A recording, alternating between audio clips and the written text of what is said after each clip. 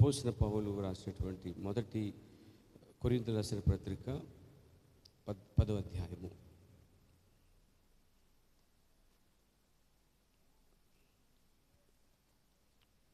5 వచనాలు లేక 6 వచనం వరకు చదువుకుందాం. నేను చదువుతున్నాను, దయచేసి మీ బైబిల్ తెరిచి 1వ కొరింథీ పత్రిక 10వ అధ్యాయం మొదటి నుంచి 6 వచనాలు చదువుకుందాం. సహోదరులారా, ఈ సంగతి మీకు తెలియకుండా నాకు ఇష్టం లేదు. అదేదనగా, మన పితరులందరూ మేఘం కింద నుండి వారందరూ సముద్రములో నడిచిపోయిరి. అందరూ మోషేను బట్టి మేఘములోను సముద్రంలోను బాప్తిసం పొందిరి. అందరూ ఆత్మ సంబంధమైన ఒకే ఆహారం భుజించిరి. అందరూ ఆత్మ సంబంధమైన ఒకే పానీయమును పానం చేసిరి. ఏలనగా తమ్ము వెంబడించిన ఆత్మ సంబంధమైన బండలను త్రాగిరి. ఆ బండ క్రీస్తే. అయితే వారిలో ఎక్కువ మంది దేవునికి ఇష్టలుగా ఉండకపోయిరు గనక అరణ్యములో సంహరింపబడిరి. వారు ఆశించిన ప్రకారము మనము చెడ్డవాటిని ఆశించుకున్నట్లు ఈ సంగతులు మనకు దృష్టాంతములుగా ఉన్నవి. దేవుడి వాక్యము దీవించునుగాక. ప్రార్థన చేసుకుందాం. సర్వశక్తి కలిగిన మా ప్రియ పరమ తండ్రి, మహోన్నతుడైన యేసుక్రీస్తు ప్రభువా, యుగముల బండ నీకు స్తుతులు స్తోత్రాలు. ఇశ్రాయేలు వెంబడించిన అదే బండ ఇప్పుడు కూడా 7 సంఘకాలాల గుండా, లౌకిక సంఘకాలము గుండా, ఈ చివరి కృపాకాలములో, ఈ యొక్క స్వర్ణయుగములో ప్రభువా, ఈ వధువు కాలములో ఇంకా నువ్వు బండగా ఉన్నందుకు స్తుతులు స్తోత్రాలు. నాయన, మీరు మమ్మల్ని వెంబడిస్తున్న బండవై ఉన్నావు. అందుకే నువ్వు యుగముల బండవై ఉన్నావు. తరాతరాలకి నువ్వు బండగా ఉన్నావు. మా పితరుల కాలములో అదే బండగా ఉన్నావు. అపోస్తలుల కాలములో అదే బండగా ఉన్నావు. ప్రవక్త కాలంలో అదే బండగా ఉన్నావు. ఈ చివరి కాలంలో, వధువు కాలంలో కూడా నువ్వు బండగా ఉన్నావు ప్రభువా. అందుకే నువ్వు యుగముల బండవై ఉన్నావు తండ్రి. సమస్తమైన మహిమకంతా ప్రభ చెల్లిస్తున్నాం ప్రభువా. మరి యథావిధిగానైనా వారం మధ్యలో బుధవారం రోజున, ఈరోజు రాత్రి దేవుని మందిరంలో ఉండడానికి కృప చూపారు తండ్రి. ఈ దినమంతట్లో మా ప్రయాణంలో, పనిపాట్లో అన్నిటిలో తోడుగా ఉండి క్షేమముగా, సజీవులుగా నాయన ఆరోగ్యవంతులుగా ఉంచి దేవ, ఈ దినమున ఇక్కడ ఉంచినందుకు నీకు స్తోత్రాలు. ఇదంతయు నీ మంచితనమే ప్రభువా. నీ మంచితనమే ఇక్కడ మమ్మల్ని నిలబెట్టింది. నీ మంచితనానికి కారణమే ఇక్కడ ఉన్నాం ప్రభువా. కాబట్టి ఈ దినమున నీ వాక్యం తీసుకుని కృపకు దయచేయండి. చదవబడిన వాక్య భాగం దీవించండి. మాతో ఉండండి. యేసుక్రీస్తు నామములో ప్రార్థిస్తున్నాం. ఆమేన్. దయచేసి కూర్చొనిపోయారు. దేవుని నామమున మహిమ కలుగాక. మరి బుధవారం గురించి ప్రవక్త చెప్పిన ఒక వర్తమానం అయితే మీకు పరిచయం చేస్తాను. ముందుగా మీరు రాసుకోండి. అందరికీ తెలిసిన వర్తమానం అది. ఎర్రబారుచున్న ఒక ప్రవక్త. ఎర్రబారుచున్న ప్రవక్త రాసుకోండి మీరు. ఎర్రబారుచున్న ప్రవక్త 1956 సంవత్సరంలో ఈ వర్తమానం చెప్పాడు ప్రవక్త అండి. నవంబర్ నెల, అంటే ఇంచుమించుకి ఈ నెల 25వ రోజున ఈ వర్తమానం చెప్పినప్పుడు దేవుని ప్రవక్త ఎర్రబారుచున్న ఒక ప్రవక్త వర్తమానంలో స్ట్రాంగ్గా సంఘానికి ఒక మాట చెప్పాడు. ఎంతమంది వింటారు? స్ట్రాంగ్గా. ఏంటి స్ట్రాంగ్ అంటే చదువుతున్నాను. బుధవారం రాత్రి ఆరాధనకు రాకుండా, దీన్ని బుధవారాన్ని కూడా ఆరాధనకు పిలిచాడు ప్రవక్త అండి. చూడండి, ఆదివారం ఆరాధన ఉంది. ఆదివారం సాయంకాల సమయంలో మనకి ఒకసారి ప్రభురాత్రి పోయిన ఆరాధన జరుగుతుంది. అలాగే బాప్తిసం ఆరాధన కూడా జరుగుతుంది. ఉపవాస ప్రార్థనకు ఆరాధన కూడా జరుగుతుంది. బుధవారం కూడా ఒక ఆరాధన అంటండి. అంటే క్రైస్తవులైన మనమంటండి కేవలం ఆదివారం మాత్రమే ఆరాధకుడు కాడు ఆయన. బుధవారం కూడా దీనిని ఆరాధనగా పిలిచాడు. సో ఆరాధన అనే దాని మీద, అంశం మీద మనం చాలాసార్లు చెప్పుకున్నాం. అసలే ఆరాధన కోసం ప్రవక్త ఒక మాట ఏం చెప్తాడంటే, పరలోకమందు దూతలు, అంటే ఈ ఆరాధన గురించి కూడా బయలుపడి ఉండాలి ఆరాధకుడికి. ఆరాధించబడేవాడు దేవుడు, ఆరాధించేవాడేమో మనుషుడు. ఆరాధకుడు ఆయన, ఆరాధ్య దైవం ఆయన. మనం ఆరాధించేటువంటి ప్రజలము. ఒక దేవుణ్ణి ఆరాధించాలంటే ఆరాధన గురించి కూడా మనకు పూర్తిగా తెలిసి ఉండాలి. ఇశ్రాయేల్ అంటే దేవుని గురించి సరిగ్గా తెలియకపోయినా, విశ్వాసం లేకపోయినట్టండి తమను ఆరాధించిన దేవుడే వాళ్ళని చంపేశాడు కొన్ని సందర్భాల్లో, సరిగా ఆరాధించకపోతే. మీకు అర్థమైందండి? తమను ఆరాధించే దేవుడే కొన్నిసార్లు వాడిని ఏం చేశాడు, ఆయన చంపేశాడండి ఆయనే. ఇప్పుడు ఆయన మంచోడో చెడ్డోడో అని తర్వాత విషయం, ఆయన మాత్రం అన్ని యథార్థమైన పనులు చేస్తాడండి ఆయన. నేనంటాను ఆయన మంచోడే కానీ ప్రజలు మంచోళ్ళు కదా అంటాను. ప్రజలంటే ఎవరు? దేశం అంటే మట్టు కాదో మనుషులు అన్నాడు ఎన్టీ రామారావు గారు, లేదా ఒక స్త్రీ సమస్త కవి. అలాగే ఈరోజు మనుషులు, సంఘం, సమాజం ఎవరంటే ప్రజలే. ప్రజలే మారాలి, సమాజమే మారాలి. అంటే మనమే మారాలి, లేక నేనే మారాలి, లేక నువ్వే మారాలి. మనమే మార్చుకోవాలి. ఆయన నిన్న నేడు నిరంతరమును మారనివాడిగా, మార్పు లేనివాడిగా ఉండిపోయాడండి ఆయన. ఇక ఆయన మార్చలేము మనం. మార్చడానికి ఆయన ఏమీ మారుమూసిపోయిన అవసరం లేదు. ఆయన పశ్చాత్తాపడం అవసరం కూడా ఆయనకి లేదు. అయ్యో ఇది చేశానే, అది చేశానే, పొరపడ్డానే అని మనలా ఊహించేటివాడు కాడు, అలా చేసేవాడు కూడా కాడండి ఆయన. ఆయన ఏది చేసినా, సామెతలో ప్రసంగంలో మంచి మాట చెప్పాడు సొలొమోను, ఆయన ఏది చేసినా శాశ్వతంగా చేస్తాడు అన్నాడండి. తెలుసా? ఆ మాట మీకు జ్ఞాపం చేస్తాను. కాబట్టి వాక్యం చూడండి, ఒకసారి మీరు వాక్యం చూడండి. బహుశా ప్రసంగి గ్రంథం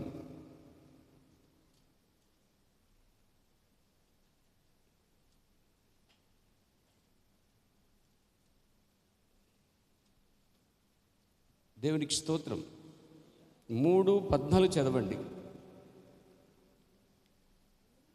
దేవుడు చేయు పనులన్నీయు శాశ్వతములన్నీ అది. తర్వాత దానికి ఏదియు చేర్చక్కర్లేదు. గుమ్మం తీసి గుమ్మం పెట్టక్కర్లేదు, గోడచి గోడ పెట్టక్కర్లేదు. మన కడితే ఇల్లు అలాగ ఉంటాయి. మనం వేసుకుంటే బట్టలు కొన్ని టైట్గా లూజ్గా ఉంటాయి, మళ్ళీ రిపేర్ చేస్తూ ఉంటాం.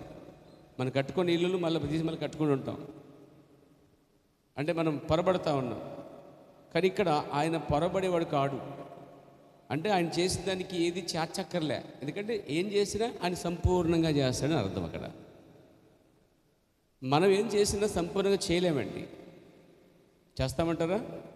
చాలా లోపాలు ఉంటాయి, సంపూర్ణంగా చేయలేం. కానీ ఆయన చేస్తే అది సంపూర్ణం.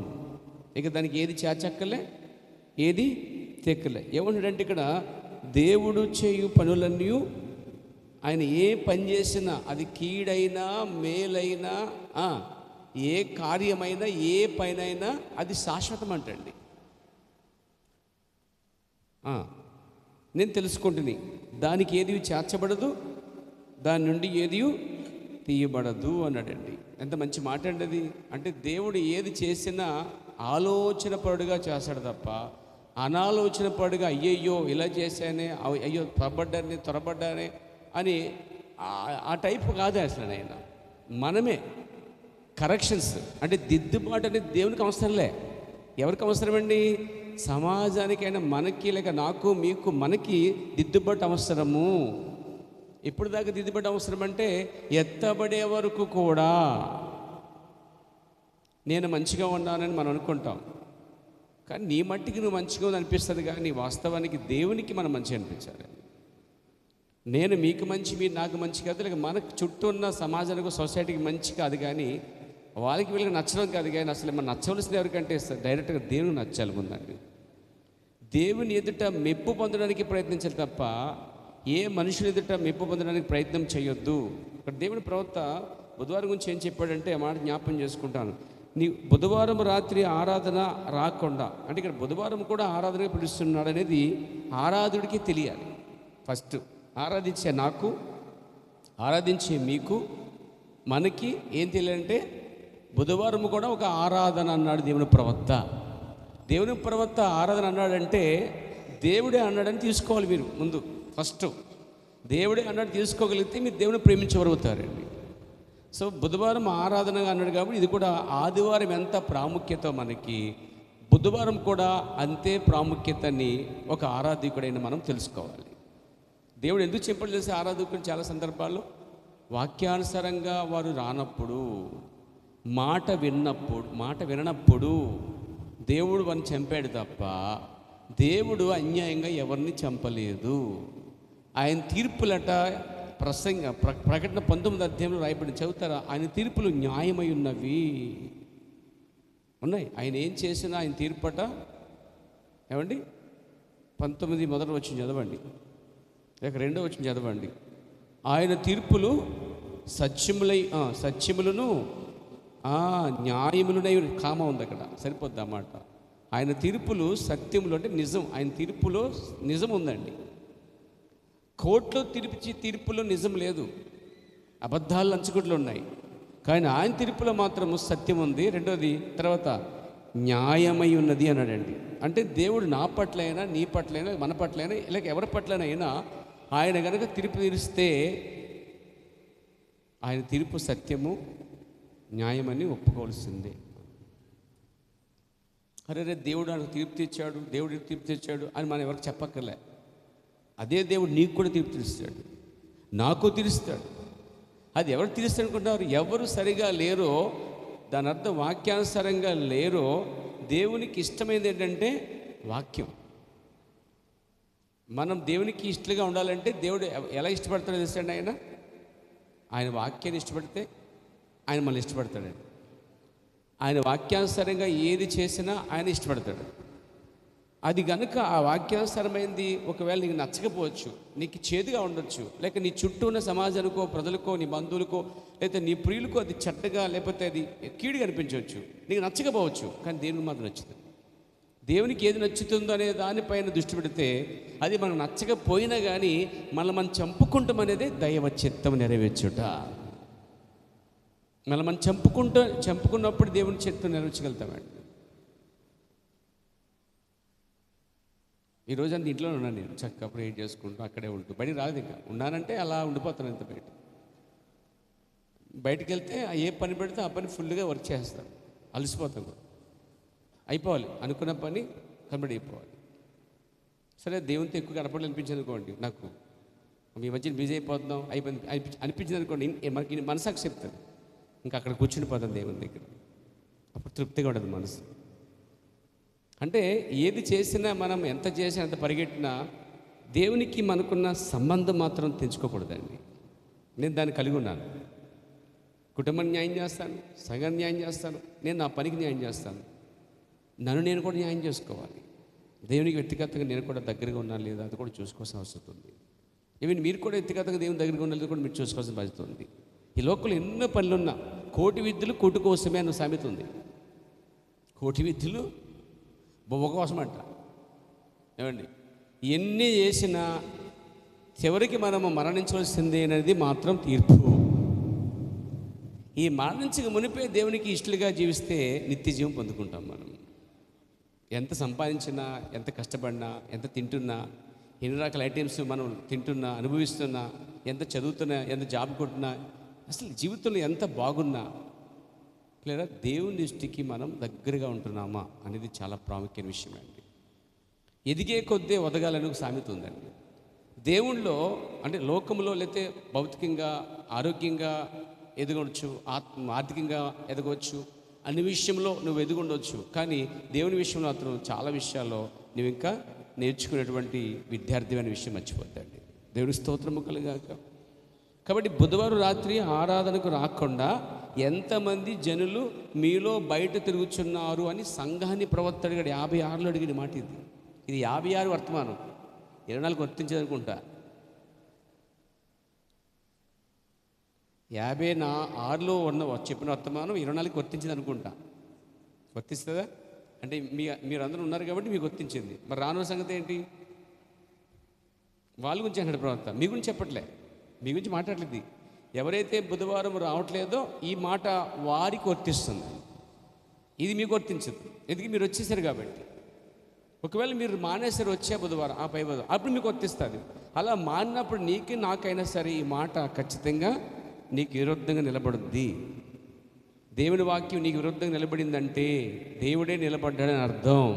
నువ్వేది సాధించలేవు అన్నాడు కదా. నాకు వేరుగుండి మీరేమీ, అసలు ఆయనకి వేరుగుండి ఏమి చేయగలం? అసలు మనమేంటి లోకంలో ఏ రాజు, ఏ గొప్పవాడు, మహా గొప్ప శూరుడైన, మహానీయుడైన, గొప్పవాడైనా ఎవడు కూడా ఆయన ఎదుట, వాక్యం ఎదుట నిలబడి నడిపాడు. దేవునికి స్తోత్రం కలుగాక. బుధవారం రాత్రి ఆరాధన రాకుండా ఎంతమంది జనులు మీలో బయట తిరుగుతున్నారు? వాస్తవానికి బుధవారం రోజున పిల్లలైనా పెద్దలైనా సండే స్కూల్ పిల్లలైనా సరే నేర్పించాలండి, గుర్తుపెట్టుకోండి. బుధవారం సండే స్కూల్ పిల్లలు కూడా అలవాటు చేయాలి. వాళ్ళు ఆదివారం ఎలాగైతే ఇక్కడ సంతోషంగా దేవుని మందిలో ఉంటున్నారు, సండే స్కూల్ పిల్లలు కూడా బుధవారం కూడా వచ్చినట్టుగా తప్పకుండా మీరు నేర్పించాలంటే ముందు తల్లిదండ్రులకు రావాలి బుద్ధి జ్ఞానం, పెద్దవారికి రావాలి జ్ఞానం. పెద్దవారికి వస్తే చిన్నవారికి ఆటోమేటిక్గా వచ్చేస్తుంది. కాబట్టి ఇక్కడ బుధవారం రాకుండా ఎంతమంది బయట తిరుగుతున్నారు అడిగాడు ఆయన. ఇంకో ప్రశ్న కూడా వేశాడు సంఘానికి, నీవు బుధవారం రాత్రి ఆరాధనకు రానియడలా క్రీస్తు ఎదుట నీ కొరకు నీవు సిగ్గుపడవలసిన వాడవై ఉన్నావు. ఎంత కఠినంగా, ఎంత స్ట్రాంగ్గా బుధవారం కోసం పర్టికులర్గా చెప్పాడు దేవుని ప్రవక్త. సో 56లో చెప్పిన ఈ మాట, ఈ 56లో చెప్పిన మాట 36 వరకు పనిచేస్తుంది అంటారా? 24 పనిచేస్తుందా? అంటే 36 ఎక్స్పైర్ అయిపోద్ది అంటారు. ఇది మరి ఇప్పుడు దాకా పనిచేస్తుంది, ఎత్తబాటు దాకా పనిచేస్తుంది వర్తమానం అండి. దేవునికి స్తోత్రం కలిగాక. మరి ఇది తెలిసిన తర్వాత మీరు బుధవారం మానగలరా? ఆగగలరా? కొంతమందికి బుధవారం ఆగిపోతారంటే అర్థం ఏంటంటే వారు బయట తిరుగుతున్నారు, లేదా పనిలో తిరుగుతున్నారు, లేదా ఇంట్లో పడుకున్నారు, లేదా వాళ్ళు బుధవారం అంటే అసలు లెక్కలేని వారుగా ఉన్నారు అని అర్థమండి. ఉద్యోగరీత్యా అంటే తప్పదు, అది వేరే విషయం. ఓకే, నేనైనా మీరైనా ఏదైనా పనిలో ఉద్యోగం ఉంటే అది వేరే విషయం. బట్ ఖచ్చితంగా మీరు అసలు బుధవారం అనేది మర్చిపోయారంటే మీ చర్చకు వచ్చేవాళ్ళు దేవునికి దూరం అవుతున్నారని అర్థం అక్కడండి. ఆదివారము ఆరాధనే సంగతి మర్చిపోయారంటే అది కూడా దేవునికి దూరం అవుతున్న విషయం. అంటే ఈ గుర్తులన్నీ క్షీణించిపోతున్న దానికి గుర్తు అన్నమాట. ఇవన్నీ కూడా దేవునికి దూరం అవుతున్న దానికి గుర్తుగా ఉన్నారండి. దేవునికి స్తోత్రము కలుగాక. కాబట్టి బుధవారం రాత్రి ఆరాధనకు రాని ఎడల క్రీస్తు ఎదుట నీ కొరకు నీవు సిగ్గుపడవలసిన వాడివై ఉన్నావు. నీవు దోషివి. బుధవారం రాకపోతే దోషివి అంటున్నాడు. కాబట్టి బుధవారం రానివాళ్ళట నీవు వేదిక వద్దకు వచ్చి నీ తప్పులను ఒప్పుకొనవలసిన వాడివై ఉన్నావు, లేక ఒప్పుకొనవలసిన దానివై ఉన్నావు. అంటే బుధవారం రాకపోతే తప్పులు, అంటే బుధవారం రాకపోతే తప్ప చెప్పరేంటంటే తప్పేనా అని జాన్ గారు అన్నారు. నా మీద తోసేయండి, లేదు ప్రవక్త మీద తోసేద్దాం. ఇది దేవుని ప్రవక్తే ఉన్నాడు, అది నాకు మీకు వర్తిస్తుందండి. కాబట్టి ఇది నా సొంత మాట కాదు, దేవుని అందుకే మీకు ముందే ఇచ్చిన రిఫరెన్స్, అది పలానా వర్తమానం అని చెప్పాను. పొరబడి ఒకళ్ళు నా మాట అనుకుంటారేమో, నా గురించి చెప్పుకుని అనుకుంటారేమో. ఏమండి, ఈ ఎన్నడూ పులిపేట వాక్యాలు కేవలం పాస్టర్ ఉద్దేశించి చెప్పే కాదండి, అవి ప్రవక్త మాటలు, రెండంచెల ఖడ్గం. అది చెప్పేవాడికి వినేవాడికి కూడా వర్తిస్తుందనే విషయము ముందు గుర్తించాలండి. ప్రభు నన్ను మహిమ కలుగాక. కాబట్టి ప్రవక్త అంటాడు, పశ్చాత్తాపట్ట కొరకు నేను నాతో రమ్మని నేను ఆహ్వానిస్తున్నాను అన్నాడండి. అంటే బుధవారం రాకపోతే ఒకటి దోషివి, రెండు తప్పు చేసిన దానివి చేసిన వాడివి. అందుకు పరిహారం ఏం చేస్తా, వేదిక ఎద్దకు వచ్చంట ఇక్కడ పశ్చాత్తాపడాలంటే. అంటే బుధవారం రాకపోతే దోషి, తప్పు, అందుకు నిమిత్తము ఆ తప్పు పోగొట్టుకోవడానికి ఇక్కడికి వచ్చంట వారు పశ్చాత్తాపడాలంటండి. అలాంటి జనులు సంఘంలో ఉన్నారా? కావాలి, లేవాలి, నేర్చుకోవాలి, ఎదగాలి. దేవునికి స్తోత్రం కలగాక. అసలు నేనేం ఎక్స్పెక్ట్ చేస్తానంటే సంగమా, ప్రవక్త ఏం చెప్పినా తల వంచి చిత్తం అనే స్థితికి రావాలి సంగం అండి. జాన్ గారు ఏం చెప్పారు, చిత్తం కాదు అక్కడ. మన ప్రవక్త విలియం బ్రెన్హమ్ అనే ఆ దేవజనుడి కాలవర్తమానకుడు దేవుడి నుంచి ఏదైతే తీసుకుని వచ్చాడో దానికి మనం శిరస వహించగలిగితే, ఉదాహరణ చెప్తాను, అక్కడ నపుంసకుడు చంద్రుడైనటువంటి హేగే ఏమైతే చెప్తున్నాడో దానికి విధేయత చూపించింది, రాణిగా ఎలా మారిందో అలాగనే ఈరోజు మీరు ఒక రాణి కాబోతున్నారు. ఈ ప్రపంచాన్ని శాసించే రాణి కాబోతున్నారు. రేపు దేవదూత తీర్పు తెచ్చే రాణి కాబోతున్నారు. ఏమండి, మూర్ఖులకు లేక క్రీస్తుని విడిచిపెట్టినటువంటి విడబడిన వారందరికీ ఆ న్యాయపేట మీద నిలబడి ఉన్న ఎదురున్నటువంటి వారికి ప్రతి వారికి న్యాయం తెచ్చబోతున్నారు. పేద మీ ఆధిక్యత అంత గొప్పదండి. అందుకొరకు మనం ఇక్కడి నుంచే మనము సరిగ్గా సరిదిద్దబడాలి, లేక దిద్దబడాల్సిన అవసరం ఉందండి. మనమే బుధవారం రాలేదంటే, మనమే ఆధారం రాలేదంటే, మనమే చర్చ మర్చిపోయామంటే, మనమే బైబిల్ చేయడం ప్రార్థన మర్చిపోయామంటే అర్థం ఏంటంటే అక్కడ మెల్లిగా అంతరాత్మలోంచి దేవునికి దూరం అవుతున్నామని, క్షీణించిపోతున్నామని, ఒక క్యాన్సర్ లాగా, క్యాన్సర్ ఎలా తినేస్తుందో ఆత్మీయ జీవితాన్ని కూడా ఎలా తినేస్తుంది అని అర్థం. బుధవారం రానివారు క్యాన్సర్ పేషెంట్తో సమానం. అంటే అర్థం ఏంటంటే తినేస్తుంది అన్నమాట, వాళ్ళని తినేస్తుంది. దోషి కదా, వాళ్ళు తినేస్తుంది. క్యాన్సర్ పుండు ఇది కొరుక్కుంటూ పోతుంది అనమాట, కొరుక్కుపోద్ది లోపల. బాడీలకి ఎంటర్ అయిందంటే అవి ఏం చేస్తే ఆ క్యాన్సర్ పుండు వ్యాపించేస్తాయన్నమాట, స్ప్రెడ్ అయిపోద్ది అనమాట. అలా తింటూ పోద్ది మొత్తం బాడీని అంతా కూడా. అంత ప్రమాదము తప్పు, దేవుని ఎదుట తప్పు అనేది, లేక దేవుని ఎదుట దోషం అనేది. దానికి పరిహారం ఏంటంటే వేదిక వద్దకు వచ్చి పశ్చాత్తాపడాలంటండి. దేవుని నామమున మహిమ కలుగాక. ఇంకొక పాయింట్ ఏంటి చెప్పనా, నీవు ఆత్మలను సంపాదించని ఎడల, నీవు ఆత్మలను సంపాదించని ఎడల నీవు దోషివి. మళ్ళీ నిందిస్తున్నాడు అంటున్నారు. చర్చికి వచ్చే మీరు ఎత్తబాటు అయ్యే సమయానికి మీతో పాటు ఒక్క ఆత్మనైనా మీరు సిద్ధపరచాలి. చాలా టైం ఉంది. దాని అర్థం ఒక్క ఆత్మ కాదని పడుకోవద్దు. సాధ్యమైతే నీ చుట్టూ ఉన్న వారందరినీ క్రీస్తులోకి తీసుకురావడానికి ప్రయత్నం చేయండి. నేనున్నానండి, నేను ఎక్కడున్నా నా పని చేసుకుంటూ ఆత్మీయంగా వారిని క్రీస్తులోకి తీసుకురావడానికి ప్రయత్నిస్తూనే ఉంటానండి. నా ప్రయత్నం అక్కడ ఆగదు. దేవుని నామమున మహిమ కలుగాక. ఓ దేవునికి స్తుతి కలుగాక. అంటే మనం ఎక్కడికి వెళ్ళినా మన స్థితిని మనం కాపాడుకుంటూ మనం దాంట్లో పడకూడదు, కానీ వాళ్ళే ఈ నిజమైన బాటలోకి రావాల్సిన అవసరం ఉంది. దేవునికి స్తోత్రం కలుగాక. నీవు ఆత్మను సంపాదించని యెడల నీవు దోషివి. అంటే ఈ మాట ప్రవక్త లూజ్గా పలకట్లేదండి, తేలిగ్గా వదిలేట్లేదండి ఆయన గాల్లో. ప్రతి మాట సీరియస్ తీసుకోండి మీరు. ఒకవేళ మనమే ఒక ఆత్మ సంపాదించకుండా ప్రభువును కలుసుకున్నాం అనుకుందాం. ఒక్కదానివే వచ్చావు, ఒక్కడే వచ్చావు. ఆయన నేనేమడుగుతాడని ఎక్స్పెక్ట్ చేస్తున్నావు? బయలు వచ్చేసావు, నీకు స్తోత్రం, వచ్చి కూర్చో అంటాడండి ఆయన. నీతో ఎంతమందిని ఆత్మ తీసుకొచ్చావు అని అడుగుతాడండి. ఆ ప్రశ్న నన్ను అడిగనుకోండి, నేను మిమ్మల్ని చూపిస్తాను. అదే ప్రశ్న మిమ్మల్ని అడిగితే మీరు ఎవరిని చూపిస్తారు అనుకోండి. ఒక్కొక్కరు అందరూ కూడా అవును, నా ద్వారా అసలే సంఘానికి ఒక్క ఆత్మనైనా నడిపించానా, నేను వెళ్ళినప్పుడు ఇదిగో నా ద్వారా ఈ ఆత్మని తీసుకొచ్చిన ప్రభువా అని ప్రభువుకు నువ్వు అప్పగించవలసిన ఒక్క ఆత్మైనా నీ ద్వారా ఉందా? రేపు దేవుడు నన్ను అడిగితే నా కష్ట ప్రతిఫలము 5 ఉన్నా 6 ఉన్నా 7 ఉన్నా ఆయనకు అప్పగిస్తాను, 10 ఉన్నా ఆయనకు అప్పగిస్తాను. చివరి సంఖ్య చెప్తున్నాను. మీరు పెద్ద సంఘం అని ఎక్స్పెక్ట్ చేయట్లేదు, నేను ఎప్పుడు ఎక్స్పెక్ట్ చేయలేదు. నాది ఎప్పుడు చిన్న సంఘమే. 5 ఉన్నా పర్లేదు, క్రీస్తుకి నేను వారిని అప్పగిస్తే సిద్ధంగా ఉన్నాను. దాని గురించి ఏ చింత నాకు లేదు. నేను పెద్ద దున్నేయాలి, పడేయాలి, కట్టేయాలి, అన్నీ నా పామేసుకోవాలి. నో. దేవుడు నాకు ఎన్ని ఇచ్చాడో వాటికి నేను న్యాయం చేయాలి. దేవునికి స్తోత్రం కలిగాక. ప్రపంచానికి పాస్టర్ని కాదు, కానీ దేవుడిచ్చిన చిన్న మందకు మాత్రం నేను పాస్టర్ని అని అవగాహన అయితే నాకు ఉంది. నేను లెక్క చెప్పాల్సింది ప్రపంచ ప్రజలకు చుట్టుపక్కల కోసం కాదు, కానీ దేవుడు నాకు ఎవరిని అప్పగించాడో వారి విషయంలో దేవుడు లెక్క చెప్పాల్సినది నాకు తెలుస్తుంది. అది నీకు కూడా అవగాహన కలిగి ఉండాలి. దేవునికి స్తోత్రం కలుగాక. కాబట్టి ఆ దినాన్ని తీసుకెళ్ళి చూపించడానికి ఆయన ఒక ఉపమానం చెప్పాడు. యేసుక్రీస్తు భూమి మీద ఉన్నప్పుడు ఏం చెప్పాడు తెలుసండి?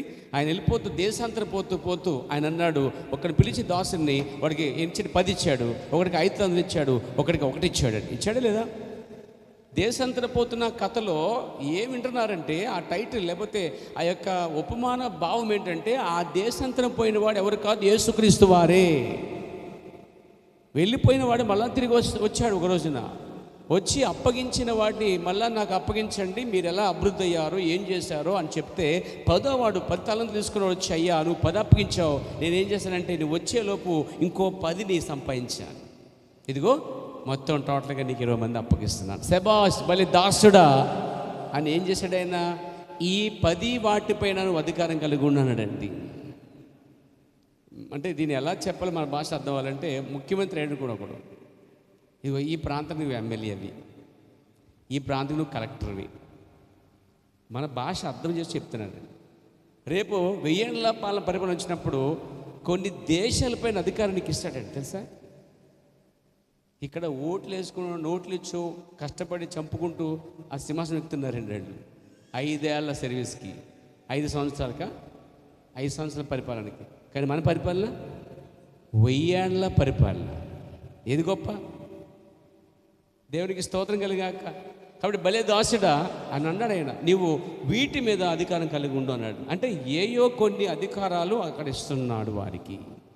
ఏలుటకు రానిగా అధికార స్థానంలో, ఉత్తమమైన స్థానంలో దేవుడు పెట్టబోతున్నాడు. 5వ వాడు వచ్చాడు, 5 తలంతుల వాడు. అయ్యా నువ్వు నాకు 5 ఇచ్చి వెళ్ళిపోతూ నువ్వు వచ్చేలోపే ఏం చేస్తానంటే 5కి 5 సంపాదించానయ్యా, ఇదిగో అన్నాడు. భలే దాసుడా అన్నాడు ఆయన.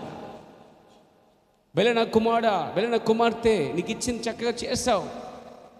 అభివృద్ధి నీలో కనిపించింది, డెవలప్మెంట్ నీలో కనిపించింది. ఈ అభివృద్ధి నాకు నచ్చింది, తీసుకెళ్ళి ఇదిగో వీటి మీద అధికారం కలిగి ఉన్నాడు. ప్రభువు నన్ను మహిమకులుగాక. ఆఖరివాడు వచ్చాడు, 3వవాడు వచ్చాడు. ఒకటే తీస్తే ఒకటి కూడా తీసుకురాదు వాడు. ఒకటికి ఒకటి అభివృద్ధి లేదు అసలే. మరి దాని అర్థం ఏంటి అక్కడ అంటే, లెక్కలు అడిగిన వాడు ఏం చేశాడు? ఏమైతే నీకు ఇచ్చాడో వాటిని అభివృద్ధి లేకపోతే ఆ దినమన అంత్యదినమన్న దేవుడు ఆ వ్యక్తిని తీసి కాలేజీలు కట్టి తీసుకెళ్ళి ఆరని అగ్నిలో పడేశాడండి ఆయన. ఇవి కథలు కాదండి, వినడానికి ఉపమానాలు మాత్రమే కాదండి, అవి భవిష్యత్తులో జరగబోయే నిజాలు. భూమి మీద యేసుక్రీస్తు చెప్పిన ప్రతి ఉపమానానికి విలువ ఉంది. దేవుని నామమున మహిమ కలుగునుగాక. కాబట్టి బుధవారం వచ్చేవాళ్ళు దోషులుగా ఉండొద్దండి. తప్పు చేసేవారు ఉండొద్దు. దోషిగా తప్పుగా ఉన్నవారు ఉంటే వారు ఇక్కడికి వచ్చి పశ్చాత్తాపడవలసింది. ప్రవక్త ద్వారా చెప్పిన ఆజ్ఞ ఇచ్చిన మాట చెప్పాలంటే, జారీ చేసిన మాట అండి ఇది. క్రీస్తు ఎద్దకెళ్ళినప్పుడు నువ్వు దోషిగా నిలబట్టకలేదు, ఫలింపని నేలవి. సంగమునకు మరియు సువార్తకు నీవు అవమానం కలిగించేవాడుగా ఉన్నావు. ఎంత మాట చెప్పాడంటే ఆయన, నీవు ఆత్మలను సంపాదించకపోతేనట ఒకటి దోషివి. ఎవరి దృష్టిలో? నా దృష్టిలో బాగానే ఉంటావు, కానీ దేవుని దృష్టిలోకి రావాలి. సంఘం దృష్టిలో బాగానే ఉంటావు, కుటుంబ దృష్టిలో బాగానే ఉంటావు, కానీ దేవుని దృష్టిలోకి వచ్చేసరికి మాత్రం నువ్వు దోషం అయిపోతావు. అక్కడికి అర్థంగా ఇంత బాగున్నా, ఇంత చేశానంటే నీ దోషణ అని అనొచ్చు, కానీ నేను తీర్పు తెచ్చేవాడు సంఘ అప్పుడు కాదు, సంఘ పెద్ద కాదు, నీ కుటుంబం కాదు, దేవుడే డైరెక్ట్గా చేస్తాడు కాదు. సో దోషి అంటాడు. రెండోది ఫలింపని నేలవి అన్నాడు. మూడోది సంగమునకు మరియు సువార్తకు నీవు అవమానము కలిగించుదానివి. సంఘానికి అవమానం కలిగించడం ఏంటండి?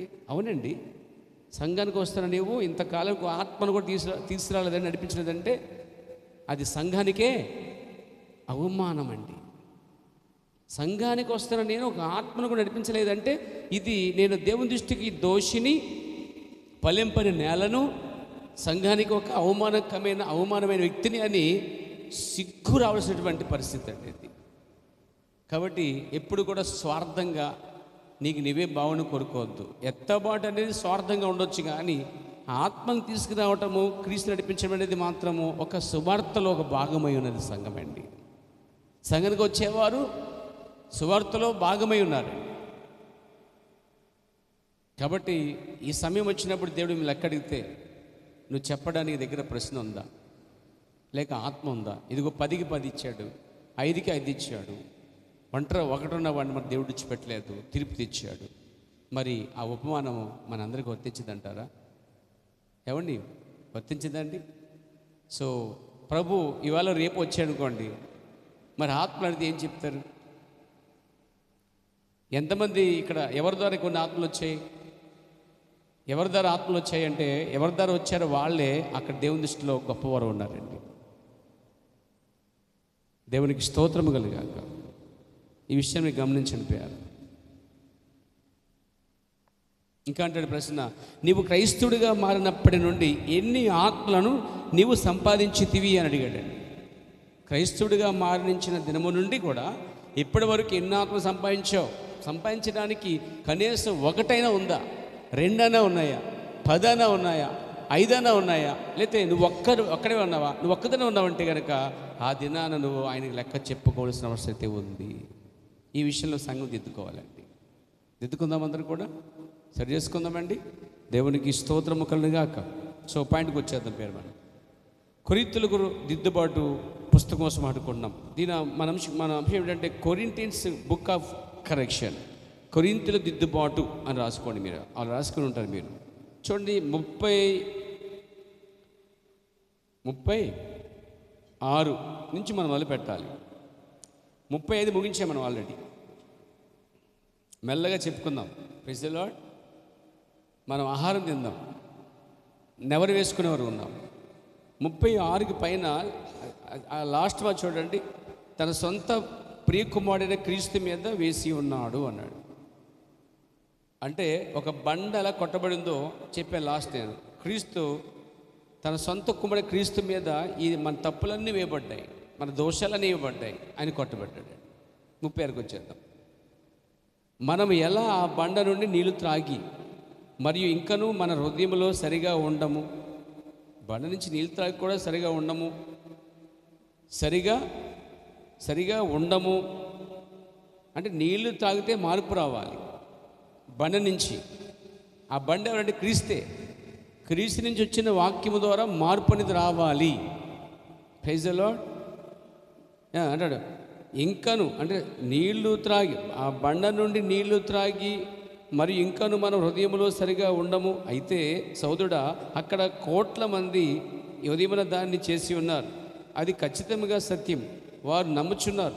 ఎందుకనగా వారు బాప్టిస్టులు ఎందున, లేక మెథడిస్ట్ ఎందున, లేక పెంతెకోస్తు ఎందున వారు నమ్ముచున్నారు. ఎందుకనగా వారు ఒక వింతైన అనుభూతిని పొంది ఉందున, కారణం వారు భాషలతో మాట్లాడి ఉందున, కారణం వారు కేకలు వేయించినందున, కారణం వారు ఆత్మలో నాట్యమాడుచున్నందున, కారణం వారు ఒక స్వస్థత కూటమును జరిగించినందున, దేవుడు రోగులను బాగు చేసినందున, లేక వారు నమ్మినది దేవుడు చేసి ఉన్నందున, కారణం వారు ఇక ఒక బయలుపాటును లేక ఒక సత్యమైనది పొందినందున, కారణం వారు దానిని చేసినందున ఆ కార్యములన్నీ మంచివే. దేవుడు మన పట్ల స్వస్థత అయినా లేకపోతే సంతోషమైన భాషలైన వరమైన ఇవన్నీ మంచివే. నేను ఏమీ దాన్ని వ్యతిరేకంగా మాట్లాడలేదు. అయితే అది నీ రక్షణతో చేయనిది ఒక్కటి కూడా లేదు. ఎన్ని చెప్పుకొచ్చినవన్నీ కూడా వీటి వల్ల రక్షణతో చేయనిది ఏమీ లేదు అని తెలిచేశాడండి ఆయన. దేవుడికి స్తుతి కలుగాక. అంటే ఇవన్నీ ఉన్నాను, రక్షణ లేకపోతే శుద్ధ దండగ అనమాట. సో ఇవన్నీ లేకపోయినా రక్షణ ఉంటే మాత్రం అది చాలా గొప్పదైంది. దేవునికి స్తోత్రం కలుగాక. మనిషికి రక్షణ చాలా ప్రాముఖ్యమైనదండి. ఎన్ని చేసినా మనిషి రక్షణ పొందవలసిందండి. నమ్మి బాప్తిస్మం పొందేవాడు రక్షించబడు. సరే, ఎప్పుడైతే రక్షణ పొందట్లేదో వారు నశించిపోతున్నారనమాట. ఒక వ్యక్తి రక్షణ పొందకుండా దేవునికి ఏది చేసినా దేవుడు వారిని అంగీకరిస్తునుకుంటున్నారా మీరు? నెవర్. రక్షణ పొందుట అనేది ఎవరైతే అంగీకరిస్తున్నారో, తన వాక్యాన్ని ఎవరైతే లోబడి జీవిస్తున్నారో, వాక్యం నెరవేర్చుచున్నారో, దేవుడు వారిని మాత్రమే లెక్కలో తీసుకుంటున్న విషయం గమనించండి. దేవునికి స్తోత్రము. దేవుని మహిమకులను గాక.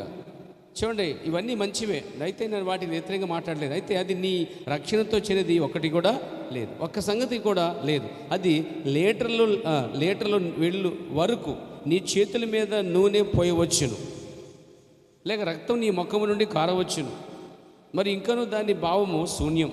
అంటే మొక్కం మీద రక్తం కారుతున్నంత అద్భుతాలు చేసినా, లేదా చేపగానే నూనె కారుతున్న అనిపించినా, లీటర్లు కారుతున్న అనిపించిన ఈ కార్యాల వల్ల ఏమంటే దేవుడే సంతోషించడం అంటండి. దేవునికి స్తోత్రం కలుగాక.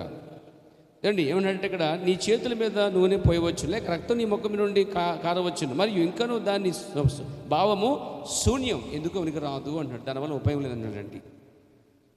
తర్వాత నేను భాషలతో దేవదూత భాషలతోనూ మాట్లాడినాను, ఇంకా నేను తప్పిపోయిన వాడిని, నేను జ్ఞానమును మరియు తెలివిని కలిగి ఉన్నాను, అది సరిగ్గా కనబడినట్లు నేను బైబిల్ను వివరించగలిగినను, బైబిల్ సరిగ్గా వివరించగలిగినను, దానిని ఏకముగా ముడివేసినను. బైబిల్లో ఉన్న విషయాలు ఎన్నో లోతైన సంగతులు, ఎన్నో మర్మములు, ఇవన్నీ కూడా వైర్ కిట్ వల్ల అన్నీ ముడివేసి మీకు ఇచ్చి వెలిగించినాను. నాతో ఉన్నారా? చాలామంది మంచి సేవకులు ఉన్నారు భూమి మీద. ఈ మూల నుంచి వాక్యం, ఆ మూల నుంచి వాక్యం, ఈ వాక్యం వైర్లన్నీ కలిపి బలు వెలిగించినట్టుగా ఏమండి వెలుగుని తీసుకొచ్చావు. చాలామంది మంచి బోధకులు ఉన్నారు. అయితే వాటి వల్ల కూడా ఉపయోగం లేదంటే. దేవుడికి స్తోత్రం కలిగాక. అంటే ఇక్కడ భాషలు మాట్లాడాను, మనుషుల భాషలతో. ఈరోజు మనుషుల భాషలతో మాట్లాడే వ్యక్తిని పట్టుకోలేకపోతాం, దేవదూత భాషలు మాట్లాడుకునే వ్యక్తిని కూడా పట్టుకోలేకపోతాం. అంటే నేను భాషలతో మాట్లాడుతున్నాను కాబట్టి నేను చాలా గొప్ప అనే ఫీలింగ్ అనుకుంటామంట. దాన్ని కూడా కొట్టేస్తాడండి ఆయన. వింటున్నారండి? నేను జ్ఞానము మరియు తెలివి కలిగి ఉన్నాను, సరిగ్గా కనబడినట్లు నేను బైబిల్ని వివరించగలిగినాను, లేక దాన్ని ఏకముగా ముడివేసినాను, అది ఇంకాను దానితో చేయనది ఏమయూ. అంటే ఎన్ని లోతైన సంగతులు చెప్పినా మార్పు లేకపోతే ఏమీ ప్రయోజనం లేదు అని అర్థం. అక్కడ అది శూన్యం. అక్కడ మారు మనసు లేకుండా బాప్తిసం పొందిన శూన్యం. అక్కడ మారు మనసు లేకుండా చర్చకు వచ్చిన శూన్యం. అక్కడ అంటే మార్పు లేకుండా ఏమండి, సమాజానికి మార్పు లేకుండా ఏమండి, క్రీస్తులే జీవించకుండా వారి నీళ్లు తాగినది వ్యర్థం అంటాడు. నీళ్లు తాగితే మార్పు రావాలంటండి.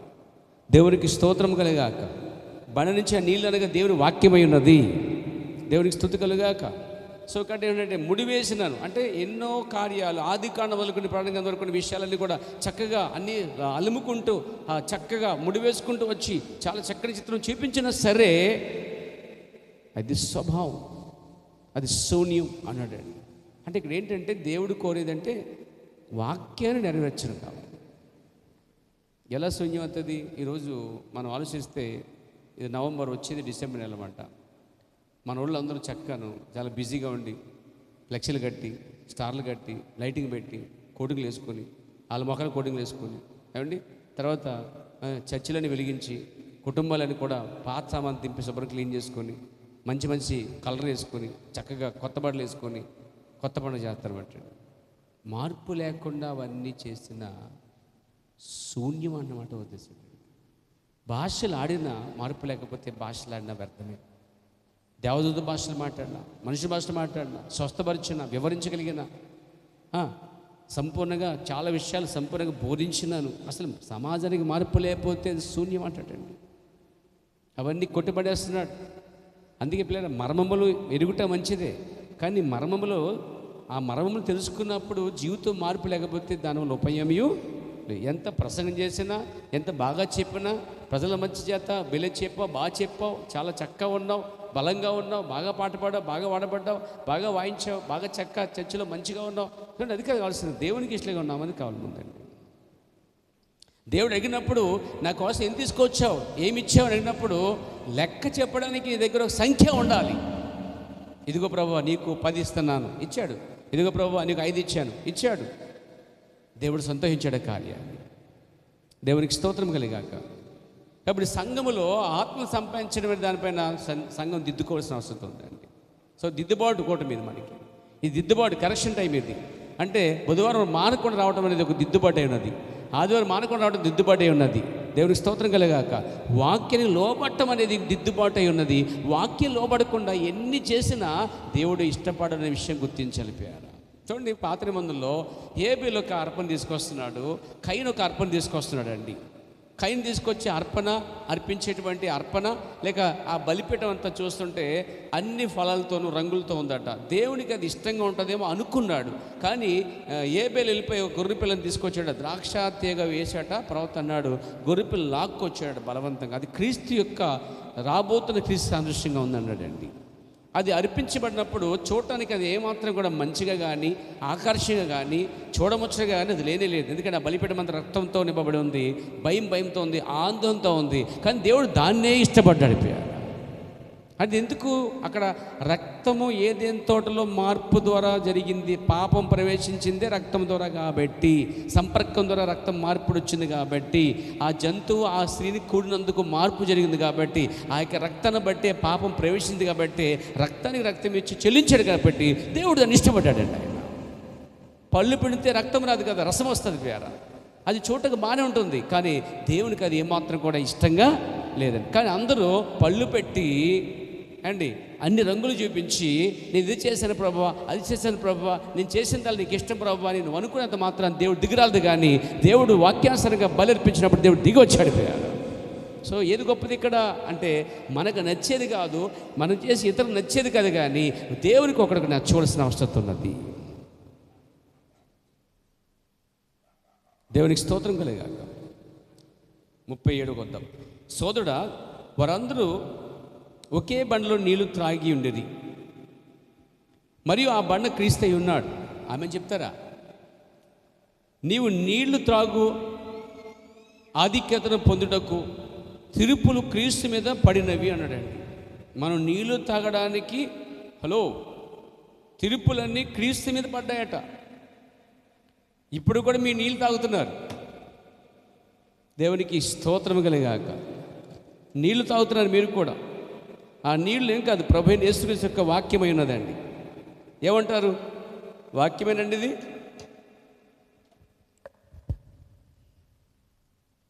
ఈ బండ వాక్యమే. అది చిన్న బండ. Praise the lord. మనం అనుకున్నంత పెద్ద బండ ఏం కాదు. సామాన్యంగా కొండల మధ్య ఎడారిలో ఉన్న ఒక బండ, ఒక చిన్న బండ. ఆ బండ కొట్టినప్పుడు నీళ్లు బయటకు వచ్చాయి. దేవునికి స్తోత్రం కలిగాక. అక్కడ మోషే కర్రతో కొట్టిన ఆ బండ కొత్త నిబంధనలో ఇశ్రాయేలీయులందరూ లేకపోతే ఎవరు రోమన్ చక్రవర్తి కిందటువంటి పాలకులందరూ సైనికులందరూ కొడుతున్నటువంటి బండ అండి. ఇక్కడ బండ కొట్టబడింది.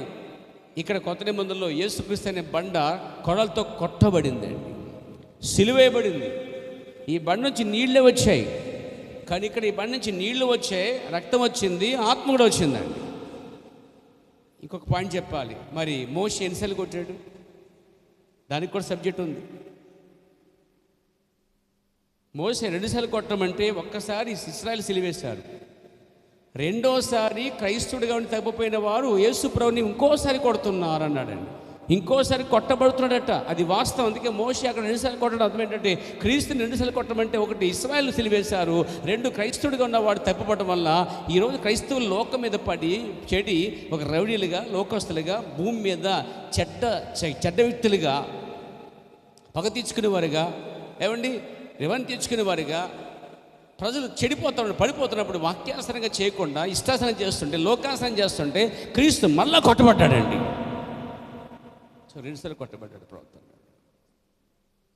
ఒకసారి ఆయన సిలివేశారు, మళ్ళా మనం సిలివేయకూడదు ఈరోజు. దేవునికి స్తోత్రము కలిగాక.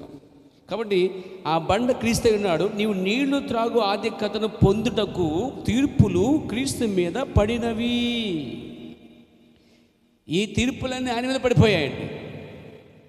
అక్కడ పాత్రలో కొట్టబడిన బండ కొత్త నిబంధనలో ఇశ్రాయేలు దగ్గర యెరూషలేము కొట్టబడింది. ఇప్పుడు ప్రపంచమంతా క్రైస్తవుల ద్వారా, తప్పిపోయిన క్రైస్తవుల ద్వారా, చెడుగా జీవించే క్రైస్తవుల ద్వారా ఆయన ఇంకా కొట్టబడుతూనే ఉన్నాడు. తీర్పులు ఆయన మీద వేయబడ్డాయి. నీవు తప్పక వచ్చి త్రాగుటకు అది నీ పట్ల క్రీస్తు యొక్క మంచితనమై ఉన్నది అన్నాడండి. ఏంటి మంచితనం అంటే? నువ్వు వచ్చి నీళ్ళు తాగడమే. ఇక్కడ నీళ్ళు తాగిన వారు అందరూ తాగారు కానీ ఇష్టలుగా లేరు. ఇక్కడ బాప్తిస్మం పొందిన అందరూ కూడా ఓల్డ్ టెస్టిమెంట్లో బాప్తిస్మం పొందిన వాళ్ళు, నీళ్ళు తాగిన వారు అనేకులు దేవునికి ఇష్టలుగా లేరు. అలాగే కొత్త నిబంధనలో యేసుక్రీస్తు వచ్చిన వాక్యము ద్వారా ప్రపంచమంతా ఆ వాక్యమే నీరు తాగారు, ప్రభుత్వం తీసుకుంటున్నారు, పారిశుద్ధులు ఉంటున్నారు. ఆయన అనేకులు దేవునికి ఇష్టంగా అయితే లేరనే చెప్పాలి. వాక్యం ఎప్పుడు ఒకటేనండి. దేవునికి స్తోత్రము కలిగాక. తర్వాత ఏమన్నాడు మంచిదనం అంటే? నీ వాక్యము నుండి తప్పక భుజించుటకు. నీ పట్ల క్రీస్తు యొక్క మంచితనమైనది నీవు వాక్యము నుండి తప్పక భుజించుటకు. అంటే వాక్యమే భుజించాలట. ఏం భుజించాలండి? మనం వాక్యమే భుజించాలి. ఇప్పుడు మనము పరలోకం పోవాలనుకోండి, ఇది వాక్యం అండి. ఇది మనం నేరుగా ఈ వాక్యంలోంచి వెళ్ళాలి. బయట నుంచి వెళ్తే దేవుడు అంగీకరించాడండి, ఇలా వెళ్తే అంగీకరించాడండి, ఇలా వెళ్తే అంగీకరించాడండి, ఇలా వెళ్తే అంగీకరించాడు. లోపలికి ప్రైజ్ ది లార్డ్. దీన్ని ఈ వాక్యానుసారంగా వచ్చేవారిని దేవుడు పరలోకం తీసుకెళ్తున్నాడండి. ఇది వాక్యం. ఇందులోకి వచ్చిన వాళ్ళు పరలోకంలో ఉన్నారండి. ఇది హెవెన్ పరలోకం అనుకుందాం కొద్దిసేపు. పరలోకం పోవాలంటే ఈ భూమి మీద ప్రజలు ఇలా ఇలా ఇలా వెళ్ళిపోవడం, వాక్యం పక్క నుంచి వెళ్ళాల్సింది. వాక్యంలోంచి వెళ్ళాలి. నమ్మి బాప్తిసం పొంది రక్షించబడతాడు. వాక్యానుసారం బాప్తిసం పొందినప్పుడు, వాక్యానుసారం బతి చేసినప్పుడు, వాక్యానుసారంగా మారుమనసు పొందినప్పుడు, వాక్యానుసారంగా ప్రభురాత్మ తీసుకున్నప్పుడు, వాక్యానుసారం చర్చకు వచ్చినప్పుడు, వాక్యానుసారం జీవిస్తున్నప్పుడు ఈ వాక్యం గుండా ప్రయాణం చేసి మన పరలోకం పొందుకుంటాం. కానీ ఇక్కడ ఈ బండి నుంచి నీళ్ళు తాగిన వారు ధర్మశాస్త్ర వాక్యానుసారం జీవించకుండా వాళ్ళు ఇష్టాసనం జీవించారు కాబట్టి తప్పిపోయారు వాళ్ళు. పైగా అంతేకాదు, ఆ ధర్మశాస్త్ర వాక్యాన్ని, ప్రవక్తల వాక్యాన్ని అవిశ్వసించారు కనుక వారు రాలిపోయారండి. దేవుని వాగ్దాన దేశాన్ని వారు తుణుకరించారు కాబట్టి, తోలనాడు కాబట్టి దేవుడు అక్కడ రాలి చేసాడు వాళ్ళందరూ కూడా. ఇదే మళ్ళీ జరుగుతుందండి. ఈరోజు కూడా బయట ఉండి మేము వాక్యంలో ఉన్నాం అనుకున్నాం జనాలందరూ కూడా. బయట బాప్తిసం పొంది, బైబిల్కి బయట బాప్తిసం పొంది మేము వాక్యానుసారం పొందాం అనుకున్నారు. బైబిల్కి బయట ఉండి ప్రభురాత్మ తీసుకున్నారు. బైబిల్కి బయట అనగా వాక్యానికి వేరుగా, వాక్యం సంబంధం లేకుండా బాప్తిసం, వాక్యం సంబంధం లేకుండా ఆరాధన, వాక్యం సంబంధం లేకుండా పండగలు, వాక్యం సంబంధం లేకుండా భక్తి, వాక్యం సంబంధం లేకుండా బలులు, కైన వంటి బలులు, వాక్య సంబంధం లేకుండా సౌలు కూడా బలిటకు వచ్చేసాడు బలి ఇవ్వడానికి, వాక్య సంబంధం లేకుండా. కానీ దేవుడు వాక్యానుసారమైన బలిని కోరుతున్నాడు. అక్కడ ఏబేలు బలిని అంగీకరించినట్టుగా దేవుడు ఏబేలు ఎందుకని అంగీకరించాడు? ఏబేలు వాక్యానుసారంగా ఆ బలిపడి కట్టాడు, వాక్యానుసారంగా రక్తాన్ని తినించాడు కాబట్టి అది వాక్యం చిత్తం కాబట్టి దేవుడి చిత్తం కాబట్టి దేవుడు ఏం చేశాడు? దాన్ని అంగీకరించాడు. కానీ కైను అర్పించిన అర్పణలు కైనుకి నచ్చాయి కానీ దేవుడు నచ్చలేదు అనిపారు. ఈరోజు చేసే పనులన్నీ కూడా అందరికీ నచ్చుతాయి కానీ వాక్యానుసారంగా చేస్తే దేవుడు నచ్చుతాయండి. జనాలు వాక్యానుసారం చేయకుండా పరుగులు తీస్తున్నారండి. మొత్తం లక్షల కొద్ది ఇక్కడ అనేక మంది తప్పిపోయారు, ఇక్కడ అనేక లక్షల మంది తప్పిపోయారండి. కొద్దిమంది వాక్యం కూడా వస్తున్నారు. దీన్ని చంకుచిత్తమైన మార్గం అన్నాడు కొత్త యేసు ప్రభువారు. ఆ మార్గము చంకుచిత్తమైనది, దాన్ని కొందరే కనుగొంటారని చెప్పాడు. దాని అర్థం ఏంటంటే వాక్యానుసారంగా అంటే ఎలా ఉండాలంటే చెప్తాను ఉదాహరణ. మన ప్రవక్త బైబిల్ చదువుతుండగా యేసుక్రీస్తు నామంలో బాప్తిసం ఉన్నట్టుగా చదివాడు. పేతురు అక్కడ యేసుక్రీస్తు నామంలో బాప్తిసం ఉన్నట్టుగా చదివాడు. అప్పుడు ప్రవక్త వెళ్ళిన ఫస్ట్ టైము తన వెళ్తున్న సంఘానికి ఆ యొక్క రాయ్ డేవిడ్ దగ్గరికి వెళ్ళి అడిగాడు అన్నమాట. అయ్యా, నాకు మీరు ఇచ్చినట్టుగా బాప్తిసం కదా కానీ తండ్రి కుమార పరిశుద్ధ నాథ్ కదా కానీ పేతురు ఇచ్చినట్టుగా నీటి బాప్తిసం, క్రైస్తవ బాప్తిసము యేసుక్రీస్తు నామంలో కావాలని అడిగాడండి.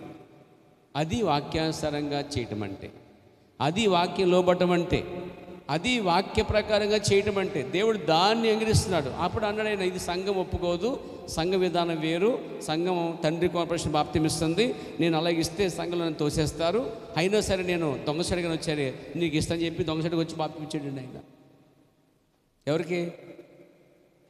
ఎవరికి ఆయన పర్లోకంలో నాకు సంఘం నాకు తెలియదు కానీ ఈయన మాత్రం పర్లోకం పోతాడండి. ఎందుకని? వాక్యానుసారమైన బాప్తిసం అంటాడు. ఈరోజు ప్రభుత్వమైన వాక్యానుసారం తీసుకున్నప్పుడు వస్తుంది మనకి. సో తీసుకున్నమే కాదు, జీవించడం కూడా చాలా ముఖ్యమే. ఒక మెట్టు కాదు, కొన్ని వేల మెట్లు ఎక్కుతూ మన పర్లోకం వెళ్ళవలసిన అవసరం ఉందండి. దేవుని నామమున మహిమ కలుగును గాక, దేవుని స్తుతి కలుగును గాక. చూడండి, ఇక్కడ మంచి, అది నీ కొరకు దేవుని యొక్క మంచితనమై ఉన్నది. అది నీవు బాప్తిసం పొందినట్లు ఆయన అనుమతించుచున్నాడు. అది నీ పట్ల దేవుని యొక్క మంచితనమైనది. ఈ ఉదయమున ఆలయంలో కూర్చునుటకు, నీకు ఆరోగ్యమును ఇచ్చుట, నిన్ను దేవుని రాజ్యములో ఒక పౌరునిగా చేయుట, అది నీ పట్ల దేవుని యొక్క మంచితనమై ఉన్నది. ఎంత మంచి మాట్లాడినవన్నీ కూడా దేవునికి స్తోత్రం కలుగాక. నీకు ఆరోగ్యం ఇచ్చుట కూడా మంచితనమై, అంటే నీకు నేను ఆరోగ్యం అంటే నీకు స్వస్థపరచటం విషయంలో ఆయన నీకు మంచి చేశాడు. బాప్తిసం పొందడానికి దేవుడికి మంచి చేశాడు. నీ తప్పులు దోషాలను ఆయన మీద వేసి మరణించాడు, అది నీకు మంచి చేశాడండి. Glory to God. వాక్యం భుజించడానికి ఆయన కొట్టబడ్డాడండి, ఆయన నీకు మంచి చేశాడు. దేవుడికి స్తోత్రం కలుగాక. ఈ ఆలయంలో కూర్చున్నటకు కూడా నీకు మంచి చేశాడండి. ఇక్కడ కూర్చున్నావంటే ఆయన నీ పట్ల మంచి చేశాడు కాబట్టి కూర్చున్నావు. ఇక్కడ ఈరోజు మనం ఇక్కడ కూర్చున్నామంటే ఆయన మన పట్ల మంచి చేశాడు కాబట్టి మనం కూర్చున్నాం. ఇప్పుడు ఆయనకి ఎక్కువ మెజారిటీ ఉంది. ఇప్పుడు ఇక్కడ బాప్తిసం పొందినట్లుగా నీకు మంచితనం మంచి చేశాడు, రక్షణ పొందినట్లుగా నీకు మంచి చేశాడు. దేవుడికి స్తోత్రం కలుగాక. ఆలయంలో కూర్చుండడానికి మంచితనం చేశాడు. అంతేకాదు, కూర్చుండి దేవుడి యొక్క వాక్యాన్ని ఆ బండి నుంచి నీళ్ళు వచ్చినట్టుగా భుజించడానికి, నీళ్ళు తాగడానికి దేవుడు అనుమతిస్తూ ఉన్నాడు నిన్ను పౌరునిగా. అంతేకాదు, దేవుని రాజ్యములో ఒక పౌరునిగా చేయుటకు, అది నీ పట్ల దేవుని యొక్క మంచితనమై ఉన్నది. అది దేవుని యొక్క మంచితనము, అదంతయు దేవుని యొక్క మంచితనము. అయితే దేవుని పట్ల తిరిగి నీ మంచితనం ఏమిటని అడిగాడండి. ఇవన్నీ చెప్పిన తర్వాత ప్రవర్తన ఏంటంటే, అయితే దేవుడు అన్నీ నీకు చేశాడు, ఆయన చేసిందల్లా మంచిదే నీకు, మరి నువ్వు ఆయనకి ఏం చేస్తున్నావు అడిగాడు. ఇక్కడ మనం దిద్దుకోవాలి కదా సంగమా, మనమే దిద్దుకోవాలా, మన పక్కన దిద్దుకుంటారా? ఏమండి, వచ్చిన వారు దిద్దుకోవాలా, లేకపోతే మనకు కదలే వచ్చే ఆదివారం బుధవారం వాళ్ళకదే మనకి వర్తిస్తుంది. ప్రభు నన్ను మహిమ కలుగాక. అది దేవుని యొక్క మంచితనం, అదంతా దేవుని యొక్క మంచితనం. అయితే దేవుని పట్ల తిరిగి నీ మంచితనం ఏమిటి అడిగాడండి ఆయన. ప్రభు నామను మహిమ కలుగాక అంటే ఆయన, what about your goodness back to God. దేవుని కోసం ఏ మంచితనం తీసుకొస్తాను? ప్రతి తలంపు సమాధానం చెప్పాడు. ప్రతి తలంపు, ప్రతి చర్య, నీ సమస్తము కూడా, నీ సమస్తం అంటే ఎ టు జెడ్ ఎవ్రీథింగ్,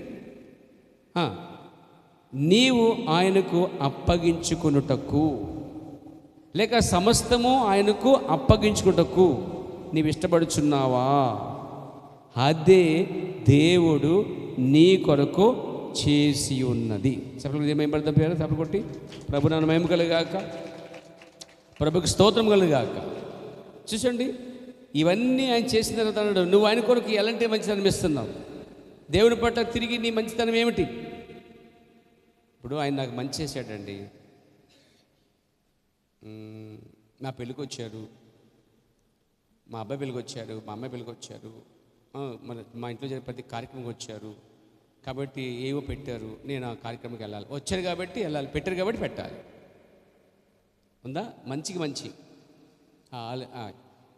ఎంతమంది కట్టలు పెట్టారు, కట్నాలు ఎంతమంది కట్టలు పెట్టారు, పనిగట్టుకొని వెళ్ళి ఏం చేస్తాం మనము? అక్కడ నచ్చమైన తినేసి మొత్తం మీద ఆ కానికెట్టి పేరు రాయించుకొని పలానా పేరు రాశారు. అంటే అదే మంచికి మంచి చేశారు. మీరు రుణం తీర్చేశారు. మరి దేవుని సంగతి ఏంటి?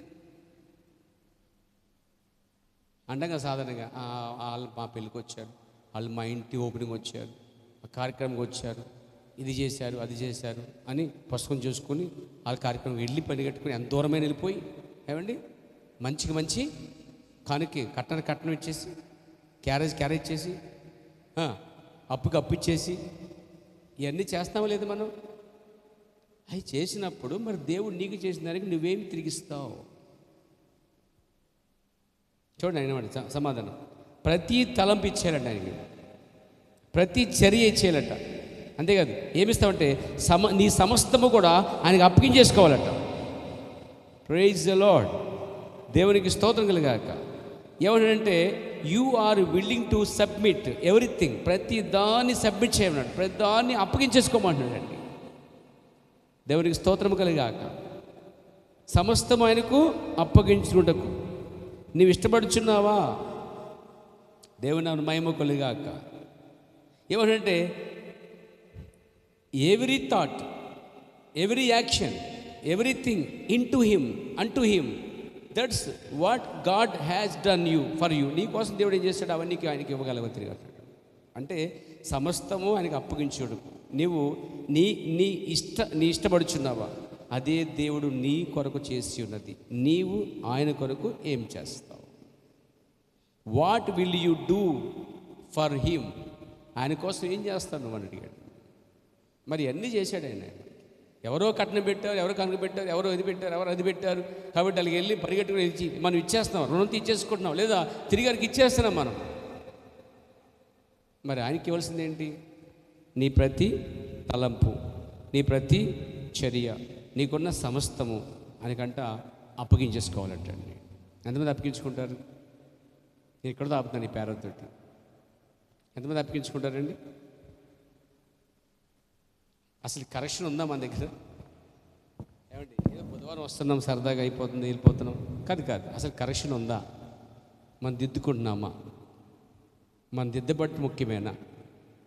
ఏమంటే దేవుడు అదే కొరుకున్నాడు. సో అందులో చిన్నప్పుడు ఒకసారి పేరు ఒక్కసారి మేము కరెక్షన్ చేసుకుందాం. బుధవారం మనకుండా రావడానికి సమర్పించుకుంటే చక్కటి కరెక్షన్ చేసుకుందాం.